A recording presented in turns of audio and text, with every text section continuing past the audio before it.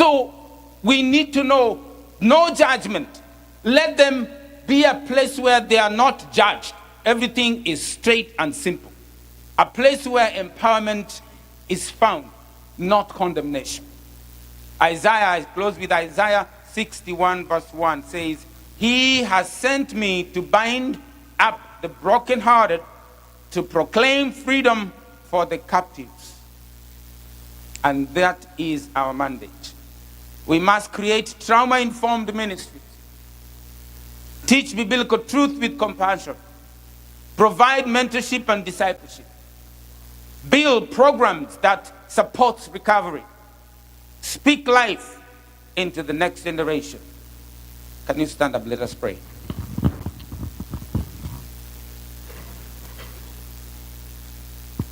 Hallelujah. Father, we thank you. Lord, we bless you, O Lord. We stand in your presence such a time as this for you, O God, O Lord.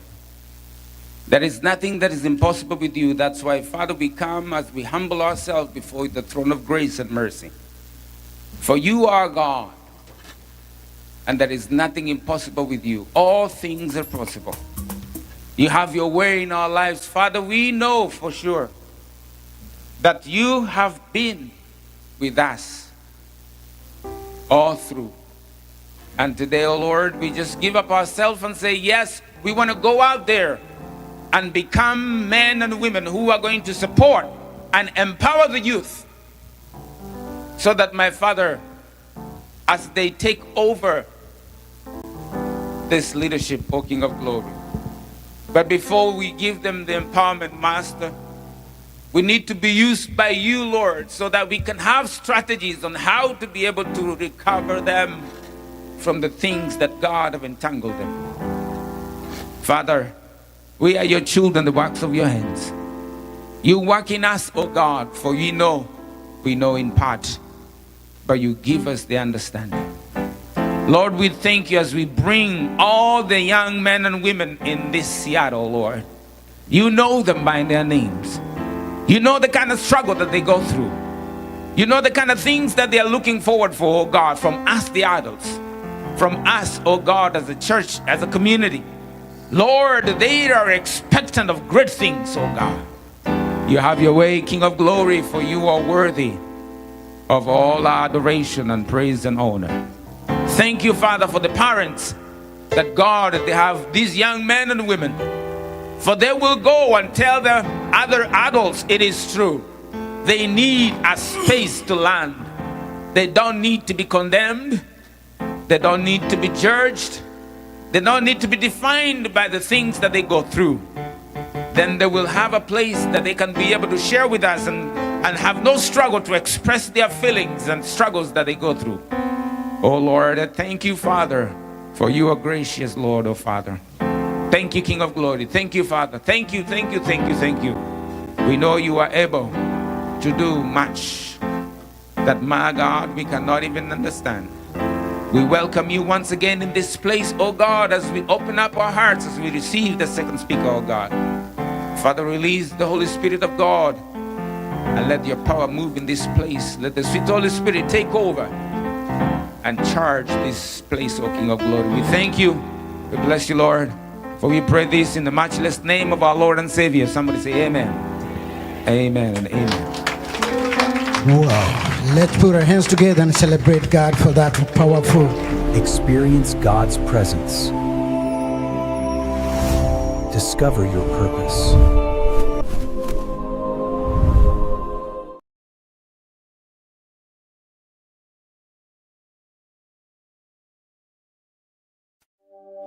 In his presence, hope is found, grace and mercy all around. Hearts awakened, faith made strong.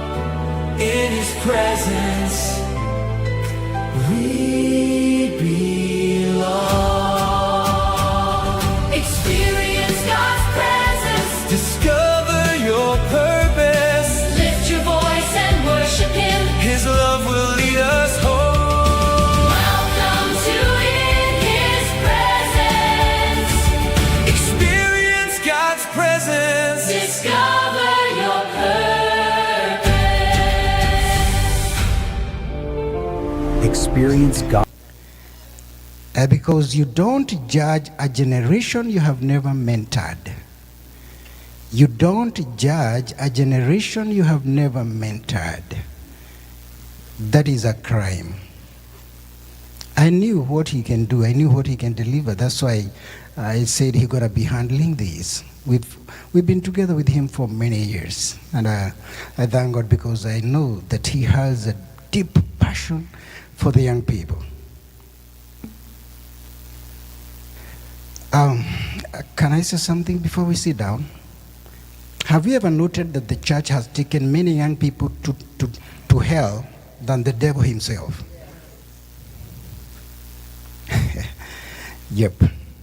The church has taken many young people to hell than the devil himself. Because we don't understand their emotions, their feeling. We've really wounded them. And when we gather here, we are praying for God to give us leaders. Where do you think God will get leaders from? Can I get 1 Samuel 8:10? Let's read. Sit down for a while.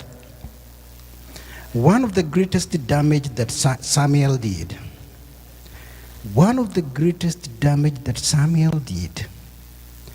was in this.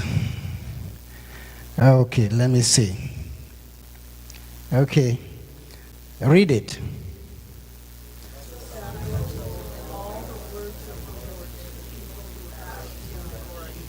Go ahead.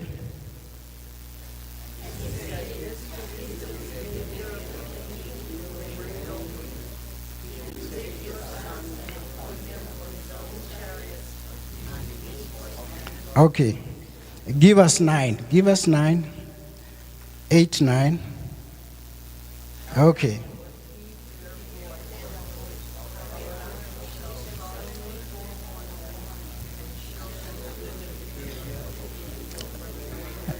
Give us 10.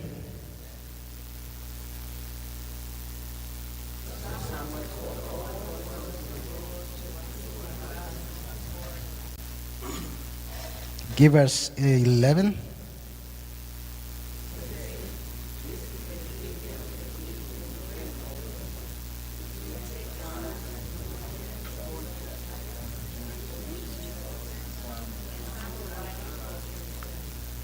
Okay, let's go 12.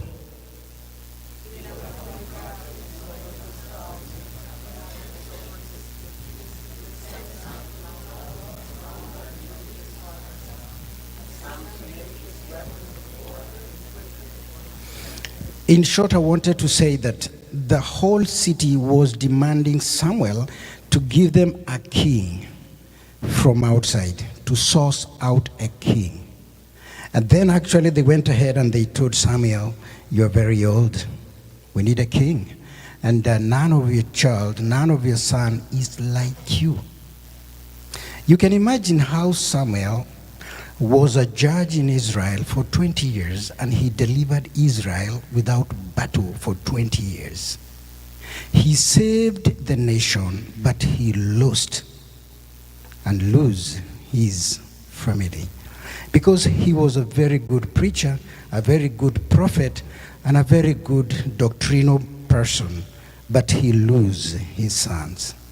And the elders told him, "No son walks in your ways." So God look outside, somebody who's gonna be our king, but not your sons, because no one walks like you. Passive. He was so passive.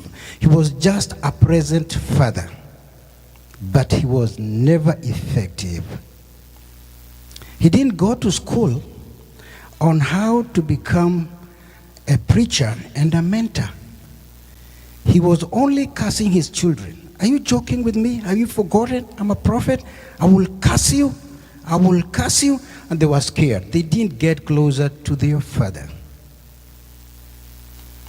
And that's how we are. chasing demons to get out of our sons and daughters, yet we don't talk to them. We don't love them. We don't become friends. So they carry, they carry a very heavy emotions that actually destroy their true identity. And they can choose otherwise to become anything else, something else different that you've never seen, and they can become very dangerous. Let me tell you, God is not raising preachers anymore. God is raising mentors and doctors. Because God has given us a generation that is bitter, beaten, wounded, and bleeding. And then number two, rejected. They have story. All of us, we have story. It's only that I can repeat what my professor had said, that we know how to do what? To manage those demons. But our kids today, they are very open. They can't fake. They will say it the way it is. And they will just tell you at the face as you're watching them. So that's why in the teaching he said, there must be a good program that we need to be taught and to be trained on a very well-balanced program on how to mentor our young people and how to make them become what God had said they will become. Because you cannot just stick on the Bible in the book of Psalms 112, where the Bible says, and our children shall be mighty upon the land. Very good. What is your contribution to that?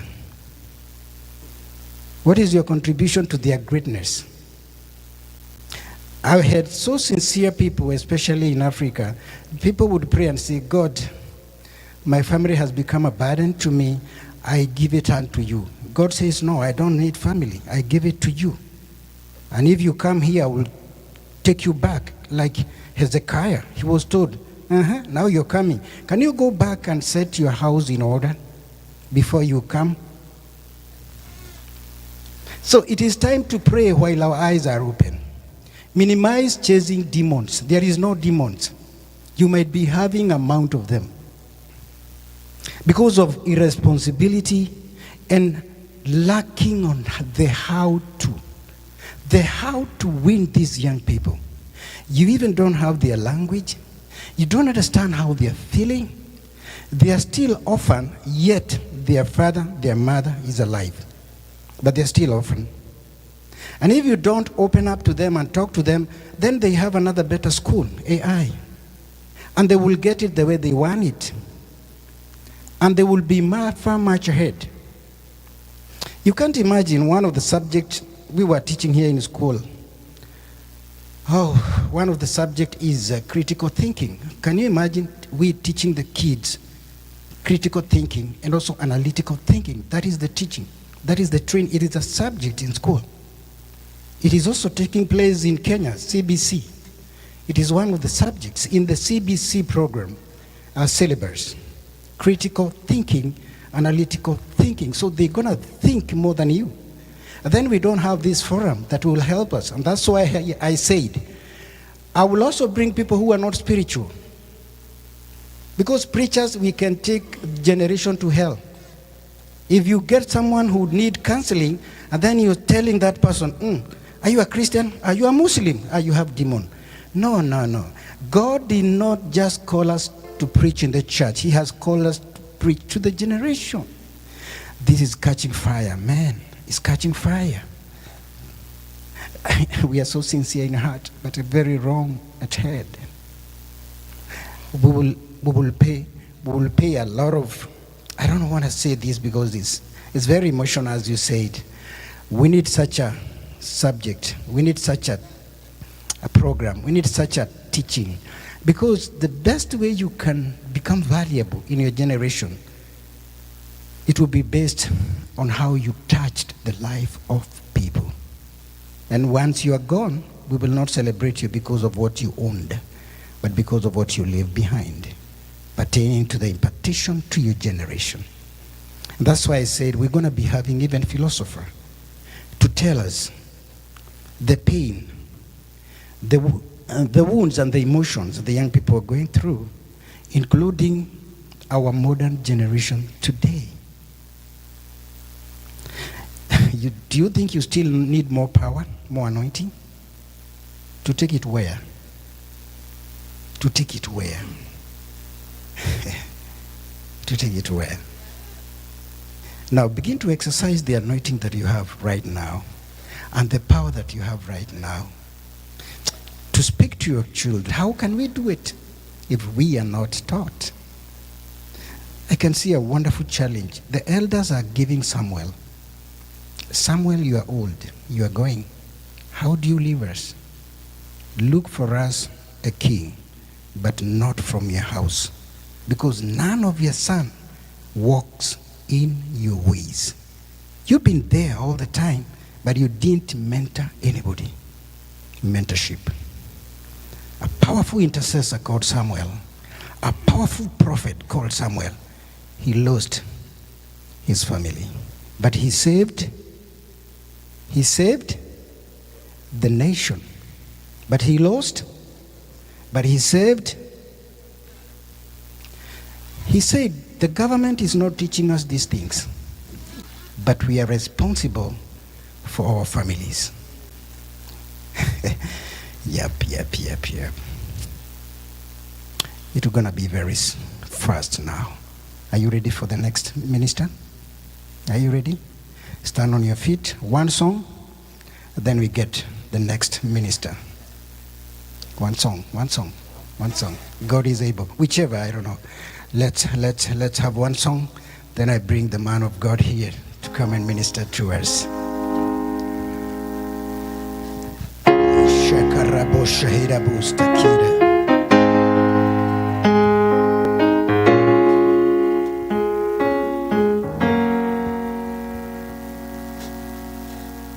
Thank you, Lord Jesus.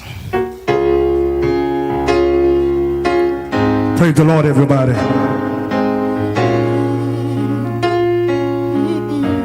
Listen. God is able to do just what He said He's going to do. Hallelujah. He's going to fulfill every promise to you. Yes, Lord. Don't give up on God, Yes, Lord. 'cause He won't give up on you. He's able. Yeah, let me say that one more time by myself. Let me say that one more time.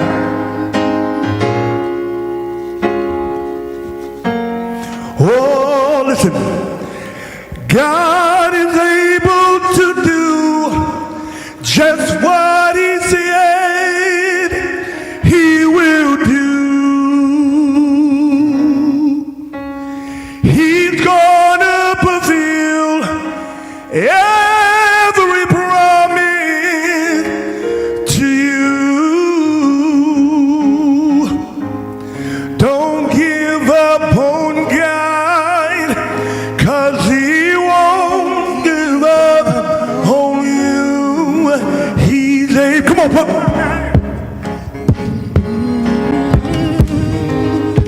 come on, clap. Oh, God is able. God is able to do. Come on, just what? Can you help me? Can you help me? He will do. Oh, He's gonna fulfill. He's gonna fulfill every promise to you. Don't give up on God. Don't give up on God, 'cause He won't give up on you. Oh, He's able. Oh,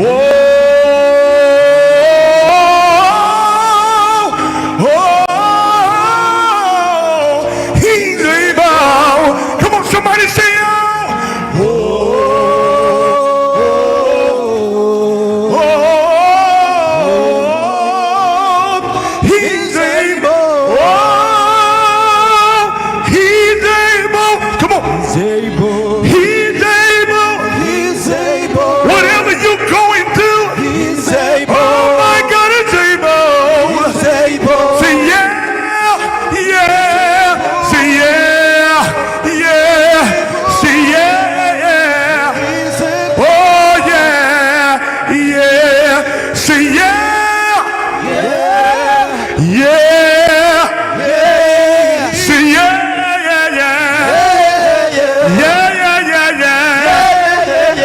What's his name? Jesus. What's his name? Jesus. What's his name? Jesus. What's his name? Jesus. He's the King of Kings. Jesus. He's the Lord of Lords. Jesus. He's Alpha Jesus. and Omega. Jesus. Oh, he's able. He's able. To carry you through. He's able. My God is able. He's able. My God is able. He's able. He's able. He's able. He's able He's able. to pick you up, He's to able. turn you around. He's able. Oh, my God is able. He's They able. put nails in his hand. Come on. He's They able. put nails in his feet. He's They put a able. crown on his head. He's Oh, able. my God is able. He's able. My God is able. He's able. My. Listen. Don't give up on God, 'cause he won't give up on you. Now stay right there. Don't give up on God. Don't give up on. Point to yourself. I need you to point to you. Don't point to me. Only. Don't give up on God. Don't give up on God, 'cause he won't give up on you. Turn to you somebody and say, he's able. He's able. Able. He's able. Able. He's able. He's able.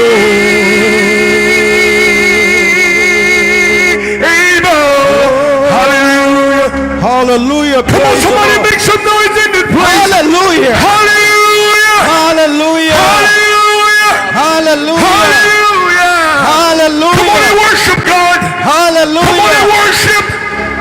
Thank you. Come on and worship him. Hallelujah.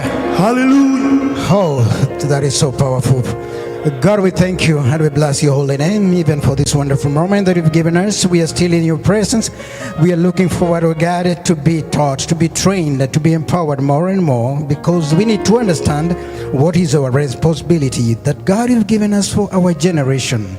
We are here for a reason and for a season as this, that we may become effective and never, never, never delay the destiny of our generation. We are here to rescue their destiny and the destiny of the nation. God, we are accountable. We can stand to be counted. Father God, we are learning more. Even as we receive your servant, our hearts are open. We are going to be taught, trained, corrected, rebuked, and we say yes. In Jesus' mighty name we pray and believe. Amen. I want to bring a man that I know. He has been a great friend of mine and a friend of my church back in Kenya. This is other than Dr. Julius Kimani. He's a young people. And he has a son who is just like him, more fire than him. He conducted the DJ crusades in the street. So this is a man, a mentor to the young people, married to a wonderful wife, Dr. Jane. They have been in Kameme for 12 years. And here he comes, not to preach, to speak.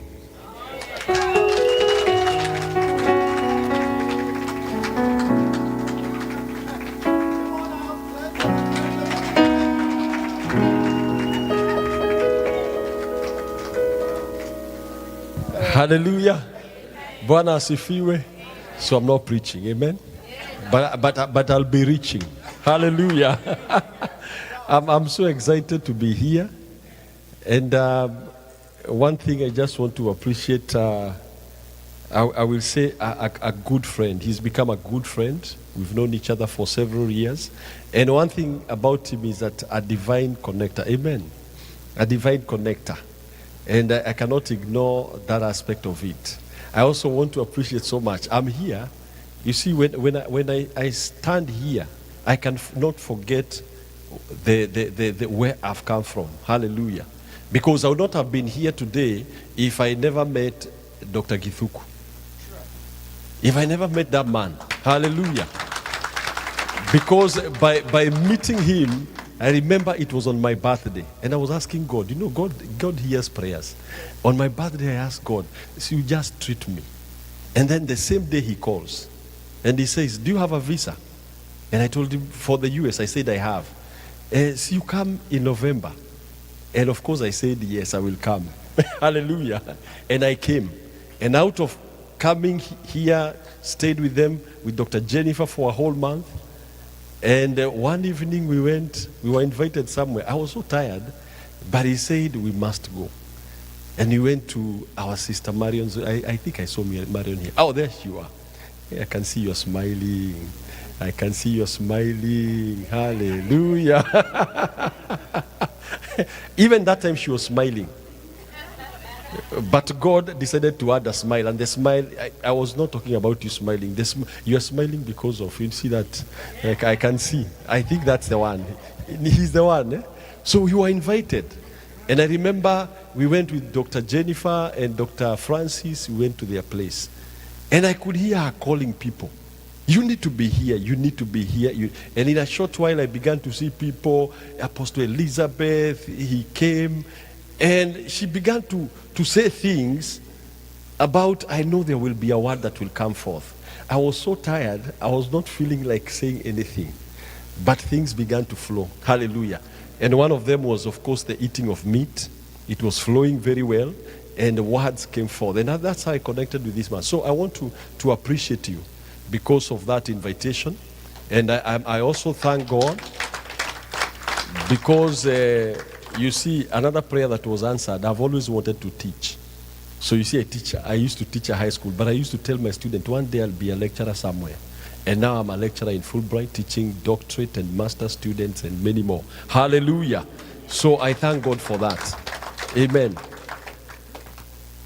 See, now we can see it. I know some. And I've seen a lot of friends that I've met along the way. I thank God so much for Dr. Stephen. I think that word is just powerful. I was looking at myself and I was asking myself, am I a good space for my son and my daughter? Because I have two. And I'm like, I need to go and sit back. And I like what you taught. Because one day I had a men's, I was called by Anglican men in Nairobi. They gathered somewhere and they were eating goat and they were telling us, just talk to us about anything. So I talked about a relationship with their children. That's what I talked about. And I remember I asked them to do a message to their sons and their daughters. Fathers, these were fathers. I told them, why don't you text your sons and just tell them you love them? We had done another one for wives. But this one was for sons and daughters.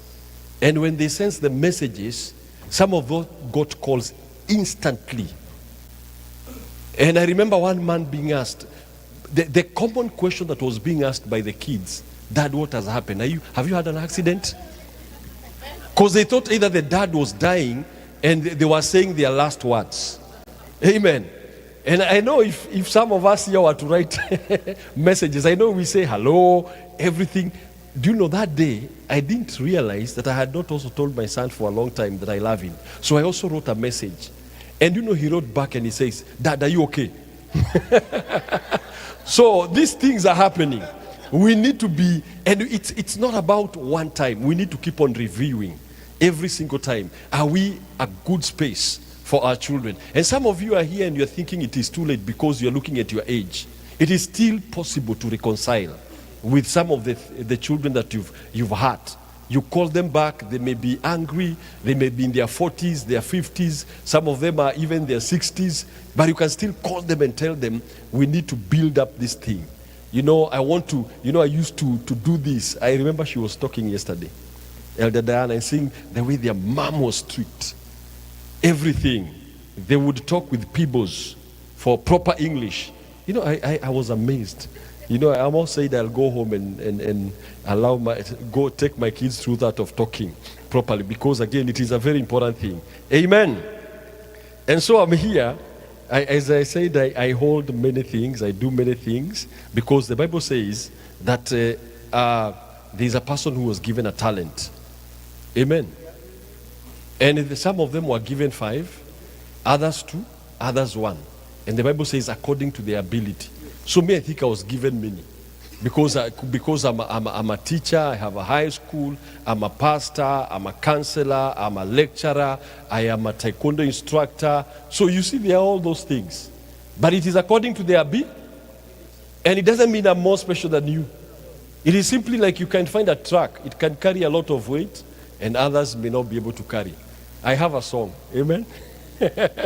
Now, I have a song. I'm telling you the truth. I have a song. Now, one day I was worshiping in church. You know the way you sing alone? And a song came into my heart, and I began to sing it. And when I began to sing the song, another person came and said, why don't you record that song? Can I record that song for you? And I was like, no, this is not for recording. And he said, I'll do it for free. And I said, I can't, because I'm not meant to be a singer. But they went on ahead and they organized, and we went and recorded a song. Amen. See, they will check it up there. Let me sing it. You know, I was just saying, what? Wacha leo niimbe. Amen. We can do all things. Now that's another area that I didn't know. Amen. Wait, they'll be checking and you'll be getting. So I thank God. I thank God for Bishop Joseph. It's good to see you. You know, I was the chairman for organizing. You know, he threw me into the deep end. Hallelujah. Amen. So this song is the one that you say you listened for the words. Amen. Yeah? In both, eh? But it is not it's not by the way, it's my own composition. But I thought 7 years ago, that was 7 years ago. So, and maybe I will sing a few more because I have so many, but I give them out. I do actually write songs, but I give them out. It's good. Hallelujah. Amen. Hallelujah. We Ngai mwega, we Ngai wa kihoto. That's my voice. Amen. Ngai murathimi, Amen. we Ngai wa hinya. Yes, Lord. Ngai mwendi andu. Hallelujah. Konyoteire Ngai, tamote uri werũ-inĩ. Toria thwariga, ĩkwĩriragĩria. Nĩngũnyoteire Mwathani, na ngwĩciragia hĩndĩ ciothe Mwathani. Ngakwambararia tondũ wĩ mwega, ngĩkũgoocaga tondũ wĩ Ngai, hatirĩ ũngĩ tawe, ma nowe tu Mwathani, nowe ndĩrenda na hatirĩ ũngĩ Mwathani, nowe tu Mwathani wĩ mwega, amũkĩra ngatho cia Mwathani. You are my possession, you are my inheritance, yeah, you are my desire, I want you more.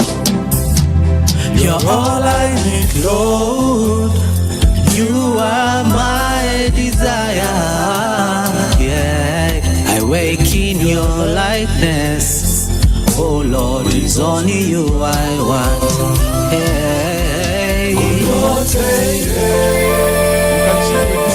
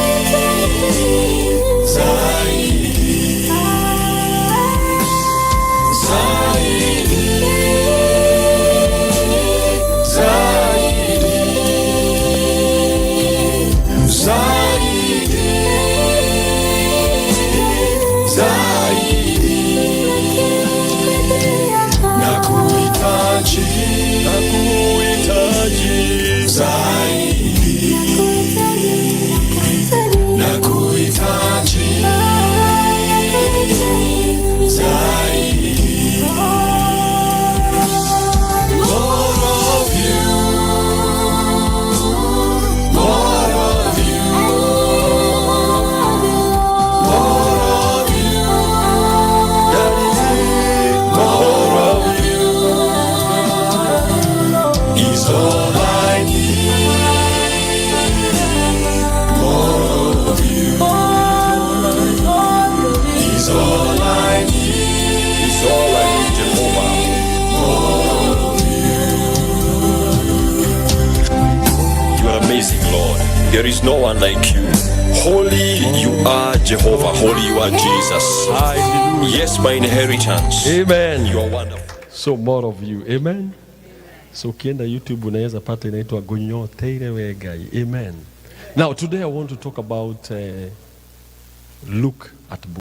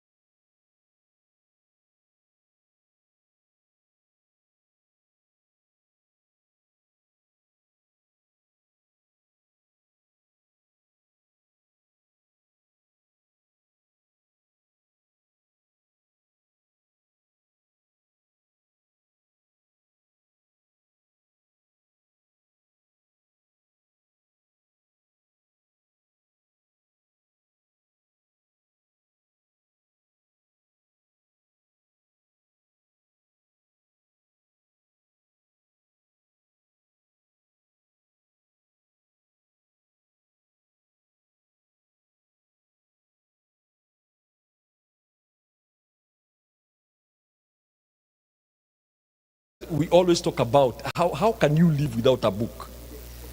How can you live without a book? You know, when I was listening to him talk, he was giving facts, because these are things that you can't ignore. You can't ignore. Probably by the time he was coming to Kenya, to this place, and he was ignorant of the laws, that if you may do something to the sun, there is a place that you can go. Now, can you imagine? Probably there was somebody who could have come up and written a book and says, how to live in America when you come from Kenya. Today I was having a very serious conversation, and you are with Canon and the wife, and there was Bishop Kioni. And as you are sitting there, he began to explain some of the things that have thrown so many Kenyans in jail, especially on DUI. Is it DIU or DUI? One of those things. And some of those people were just ignorant of what is supposed to be done on the road. Amen. They ignored a book, because definitely there are books that are done. Can you imagine having your license suspended forever simply because there is something that you didn't know? And the Bible says, my people perish because of lack of knowledge. And it's not only the knowledge of the Bible, because even the written books were written by men who are created by God. Let me tell you something. I thank God for what you're speaking about, because when I got my son, I didn't know. I was like, I've never read a book on fatherhood. And I'll tell you the truth. I have raised up a young man who is a good to school, and she starts to cry. To school, and she starts to cry. She finds a pen I don't know was placed where, and she was crying. And then I said, I got a book on raising boys. Let me tell you the truth. And some of you probably you are seated here, that's the first time you have heard as fathers. And now you are almost looking at how many times you took your daughter through that stuff. And you're almost going to call her today, and you said, she's 30 years old, 40 years, and you're going to tell her, I'm sorry, my daughter, I beat you for nothing. You know, in Africa, sometimes you can be beaten to non-existence. But we thank God because some beating helped us. For me, if I was not beaten for some things, in class 2, I was a thief. I joined some young boys and we started stealing mangoes. And because I used to be soft looking and I was well dressed, I was the picker of the mangoes. These other guys, what I would do, I would go to the shop, and you know the mangoes are in season, and these women are selling.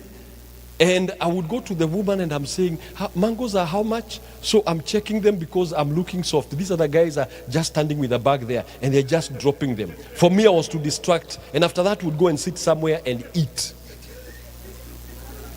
And one day we graduated to stealing shoes. We went to a butter shop, we sat down and we started testing shoes, size. And we were all looking like we'd buy. And the woman went to bring another size and somebody put a whole shoe inside a bag and we took off.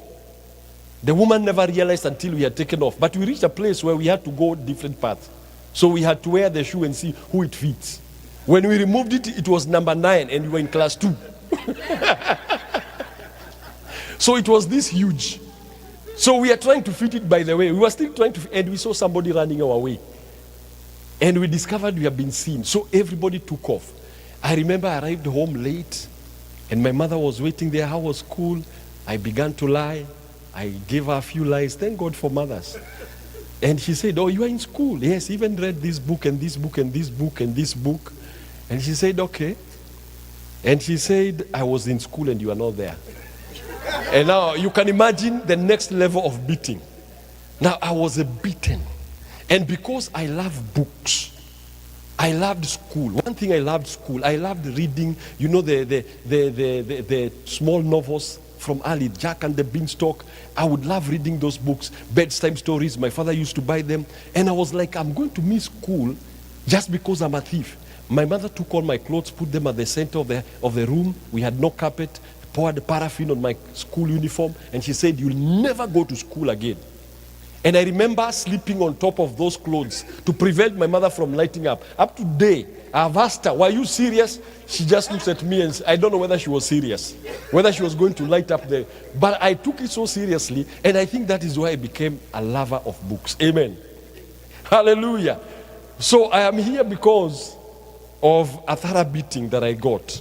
That reading through books and I was discovering so many things.